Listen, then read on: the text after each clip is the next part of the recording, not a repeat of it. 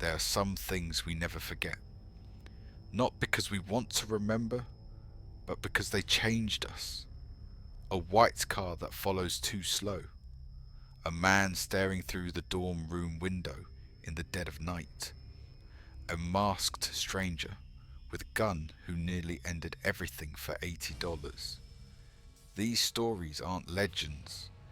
They aren't urban myths told around a campfire. They're real, told by the people who lived through them and carried them long after the danger was gone. In tonight's video, you'll hear 3 true scary stories. Stories about the kind of fear that doesn't vanish when the sun comes up. The kind that stays with you. From a childhood almost stolen on a bright afternoon, to a stalker who wouldn't go away, to a gunshot that could have been the last thing a man ever heard. These aren't ghost stories, they're reminders that the scariest monsters don't hide in closets. They walk among us, in daylight, in silence, in places we think are safe. So turn off the lights, put on your headphones, and listen closely, because the next scream you hear might not come from your speakers. Story 1, the scar from childhood. Haunted by the white car. Some memories don't fade, no matter how much time passes, no matter how safe your life becomes. They sit in the dark corners of your mind, quiet, patient, until one small thing brings them crashing back. This happened to me over 40 years ago, but I remember it with painful clarity. I was 6 or 7, living in a small apartment complex where everyone knew everyone. Back then, the whole neighborhood felt like family. We didn't have much, but what we did have was trust. Parents looked out for all the kids, not just their own. One sunny afternoon, my mum asked me and my best friend to walk to the corner store.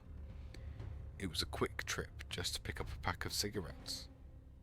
Yeah, that sounds crazy now. But this was the early 80s, and sending your kid to the store alone wasn't considered unusual. Her only rule was simple: don't talk to anyone except the shop owner. We nodded and left, walking hand in hand, feeling like big kids on a mission.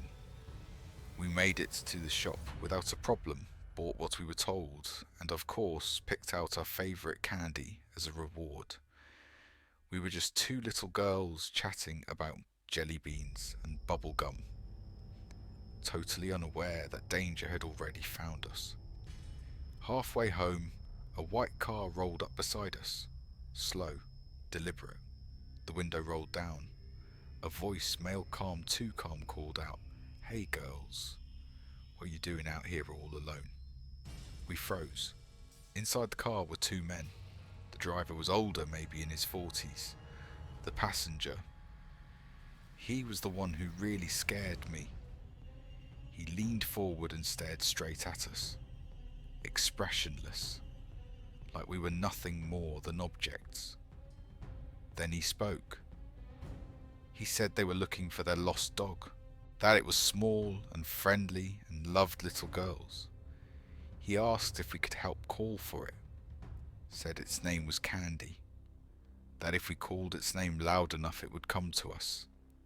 Even at that age, I knew something was wrong. The way they smiled, the way the man's eyes never blinked.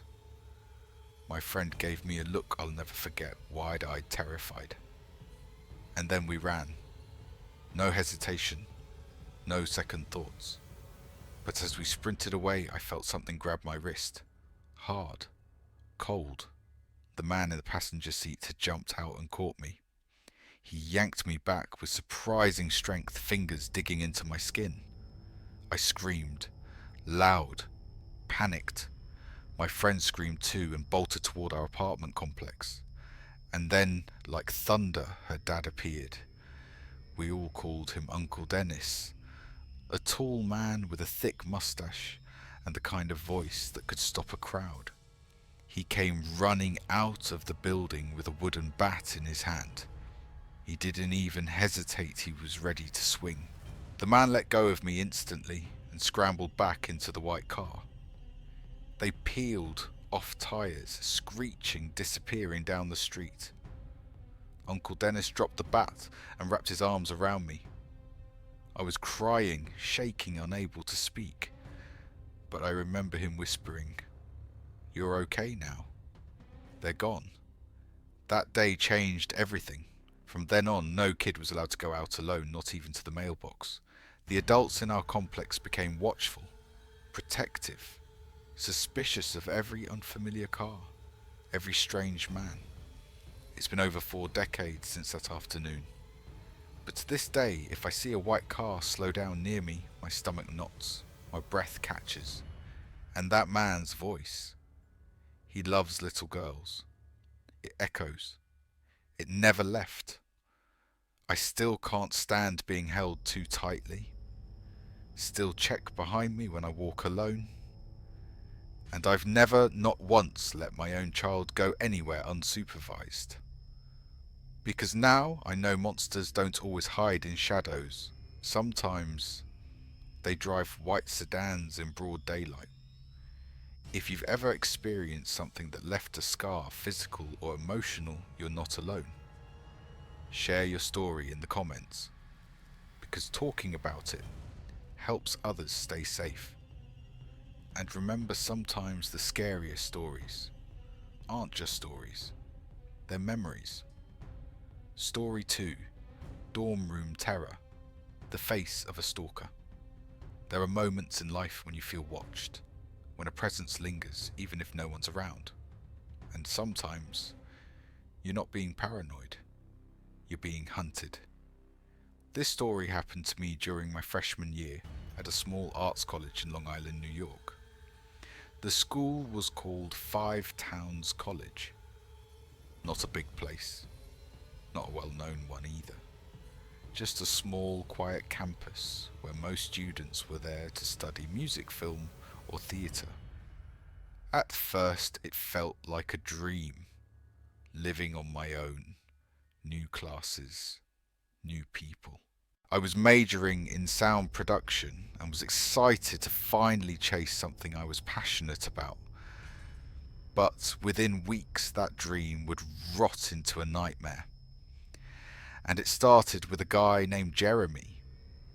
He was a first-year theatre student, 23 years old, a little older than the rest of us. At first glance he looked like any other kid trying too hard to stand out, but there was something off. His presence made rooms colder. His smile never reached his eyes. And his eyes, they watched too long, too hard. I first encountered him in the cafeteria. He walked up to me like we were already friends, told me his name, asked mine. I replied politely, not wanting to be rude, but then he leaned in and whispered, "See you around." It didn't sound like a goodbye. It sounded like a promise. Over the next few days, I started noticing him everywhere. In the hallway outside my dorm, at the music building entrance, even though his classes were on the other side of campus, standing silently during lunch, pretending to scroll his phone but always facing me. And then came the questions. Personal ones. Too personal. Do you have a boyfriend? What time do you usually leave the dorm? Have you ever felt completely alone? At first I tried to brush it off.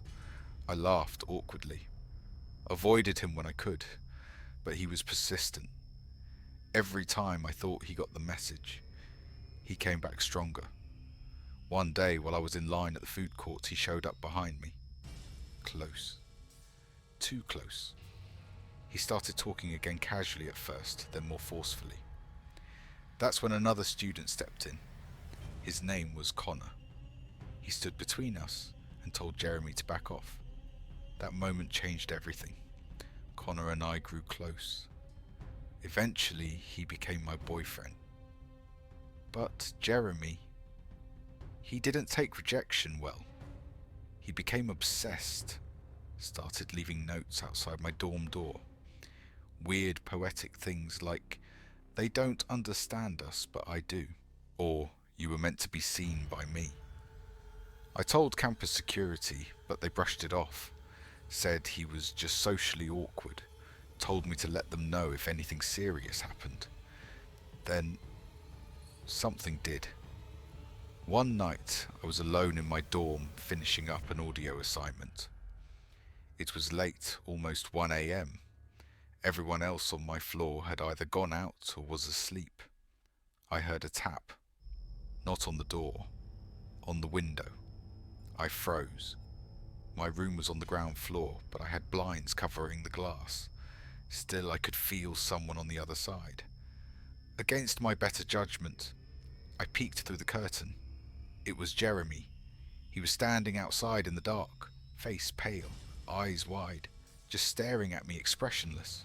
He didn't move, didn't speak. He just watched. I backed away, locked the window, and ran to the bathroom. I sat on the floor, knees to my chest, shaking. That should have been the end. But it wasn't. 2 nights later, he chased me through campus. I had just gotten back from the studio and was walking toward the dorm gate. I heard footsteps behind me, fast, unsteady. I turned. He was sprinting at me. No mask, no pretense. I ran, darted into a public restroom and locked myself in a stall. From the gap under the door, I could see his shoes outside, pacing, turning, waiting. After what felt like forever, he left. That night, we finally called campus police. Security searched his room and found a notebook full of my name, drawings, maps of the campus with my dorm circled, even photos, some of them taken through my window. He was expelled, banned from returning. But you can't expel fear. You can't ban a memory. Even now, years later, I hesitate every time I hear a knock. I check my windows 3 times before going to bed.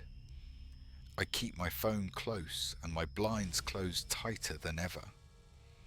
Because sometimes the worst monsters aren't strangers in the woods. They're people you pass in the hallway, people who smile too long, people who say, "See you around." If you've ever been stalked or felt unsafe in your own space, you're not alone. Speak out, be heard, and remember sometimes the scariest part of a story is knowing it could happen to you. Story 3. The Dark Ghost from the Past. A violent robbery that changed a life forever. Some moments never leave you. They linger in your skin, in your bones, in the silence between your breaths. This happened to me in the fall of 1980. My wife and I had just moved into a rough neighborhood in the Bronx. We were young, broke, trying to build something out of nothing. The streets were rough, gunshots weren't rare, and the sound of sirens. It wasn't a warning anymore. It was just background noise. I worked 2 jobs to keep us afloat, driving a taxi during the day and working the night shift at a small candy and smoke shop on 173rd Street. It wasn't a glamorous life, but it was steady, predictable, until the night that changed everything. I remember it so clearly. It was a Thursday, cold, quiet. I was standing behind the counter counting down the draw. The shop was empty. The street outside had gone still, like the whole block had fallen asleep at once. And then the door opened. The bell above the door gave a soft ding. I looked up expecting a regular, but instead, I saw a man step inside. Tall, thin, wearing all black, a black beanie, black hoodie, black gloves, and a black mask covering the lower half of his face. Immediately, my stomach turned. He didn't say anything at first, just walked up to the counter slow, like he had all the time in the world. And then, without a word, he pulled a gun from his pocket, pointed it at my chest, and said in a voice so low it sounded like gravel, open the register. I froze, not out of defiance, but pure fear. My hands were shaking so badly I could barely grab the key. I tried to turn it, but the drawer jammed. It had always stuck a little when you didn't press hard enough. The man raised his voice. "Open it now. Don't make me do something stupid." I tried again, still jammed. And then he pulled the trigger. The shot rang through the store like a bomb going off in a closet. I felt the heat before I felt the pain. The bullet grazed my face, ripping the skin just past my right ear and sending me to the floor. My vision blurred. The world tilted sideways. Blood started to pour down my neck, staining my shirt. I couldn't move, couldn't speak, just lay there paralyzed, dizzy, listening to him yank open the drawer and scoop out the bills. Crumpled fives, a few tens. Maybe $80 total. Then the door slammed, and he was gone. I must have blacked out after that. The next thing I remember, I was in the back of an ambulance, my wife sitting next to me, her hand clutching mine so tight it hurt more than the bullet wound. At the hospital, the doctor said I was lucky. If the bullet had been half an inch closer, it would have gone through my temple. But I didn't feel lucky. I felt violated, broken, small. The police never found him. No prints, no cameras. Just another robbery in a neighborhood full of them. But to me, it wasn't just anything. After that night, everything changed. I couldn't sleep. I kept a bat under the bed, jumped at the sound of the doorbell. The shop reopened a week later, but I never went back. Couldn't. I still have the scar, right beneath my right ear. Faint, but deep enough that I feel it when I shave. It's a physical reminder of that night. But it's not the one that hurts the most. The scar that matters is the one inside. The one that stole my peace of mind. The one that turned every late night knock, every unfamiliar face into a potential threat. Even now, decades later. When I walk into a store at night, I check the mirrors. I watch who walks in behind me. I count exits. I keep my wallet close and my voice calm. Because I learned something that night. Something brutal. It doesn't take much to destroy a person's sense of safety. Sometimes all it takes is one bullet. And $80. If you've ever survived something traumatic, I want you to know you're not weak. You're not broken. You're still here. And that means something. And remember, sometimes it's not the ghost stories that haunt us. It's the real ones. It's easy to think you're safe. That what happened to other people won't happen to you until it does. Until a stranger grabs your wrist and says something so calm it chills your blood. Until someone you barely know starts showing up everywhere you go. Until a normal night at work ends with you bleeding on a tile floor. These stories don't end with closure. There was no justice, no neat explanation. Just fear and scars that don't always show. But maybe that's why they matter. Because they remind us to pay attention, to trust that gut feeling, and to never assume that safety is permanent. So if you've been through something similar, if you still lock your doors 3 times, still glance behind you in a parking lot, still jump at unexpected knocks, you're not overreacting, you're remembering, and remembering can save your life. Share your story in the comments, because the more we talk about this kind of fear, the more we take its power away. And if these stories gave you chills, hit like, subscribe, and turn on the bell, because the next video might just be about something you've lived through too. Until then, stay aware, stay safe, and never ignore the feeling that something isn't quite right. Oh,